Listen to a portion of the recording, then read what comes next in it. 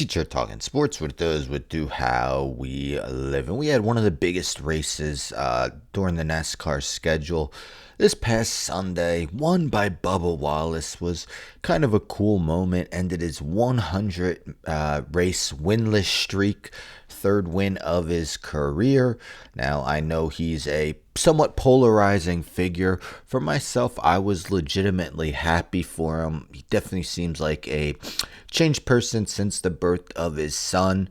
And it just seemed like a feel good moment to me to see him celebrate with his son and wife after the race. I had some funny comments too, but that's not what this video is about.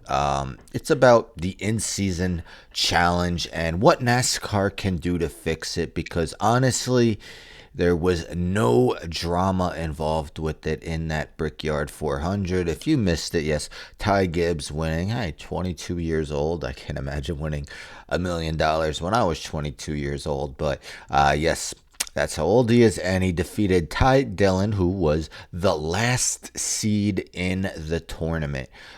So, maybe seen as a Cinderella story, maybe seen as silliness, because he only has one top 10 and it was in the first race in the in-season challenge.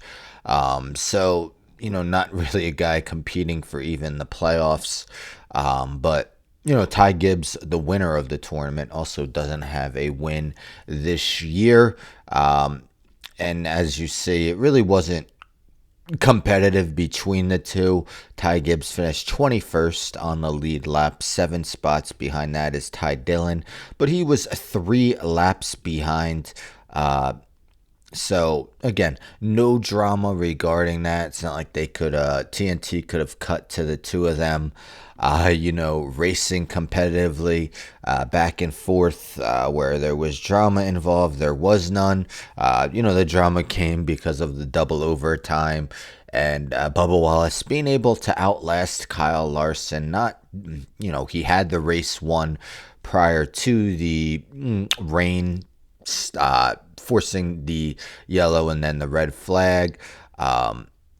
Forced overtime, got off to a great start in the first overtime, crash, second overtime, likewise. Bubba Wallace, first win in 100 races, but Ty Gibbs, $1 million richer. Now, this video is just to hear if you guys have any ideas as to what NASCAR can do to make the in-season challenge better.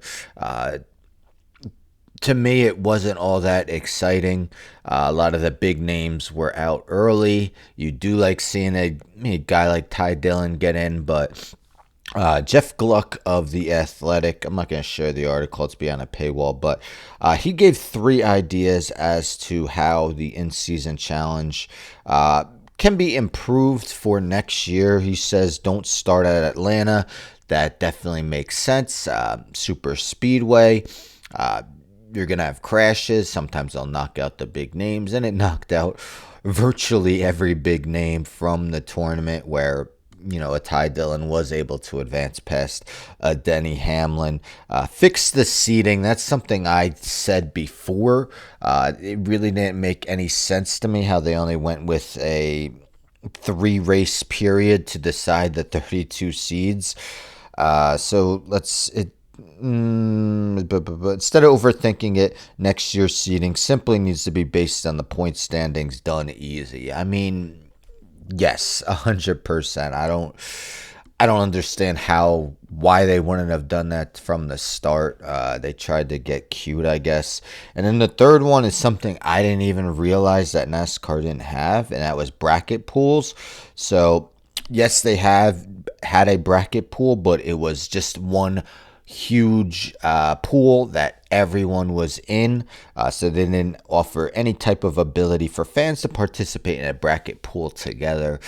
To me, that makes 0 sense. Of course, this will probably be, it won't ever be bigger than the national tournament in college basketball, but think how many people get involved in brackets with their friends. And NASCAR can do it at a lesser level as well, so that it seems kind of silly to me that they didn't have that. But yeah, what other suggestions do you have for NASCAR to fix the in-season challenge year one? Did it bring more eyes to the product? I'm really not sure. Anyhow, don't forget to subscribe. Tell a friend, tell a friend, tell a friend to subscribe. Like the video, share the video, hit the bell for notifications. I'm out.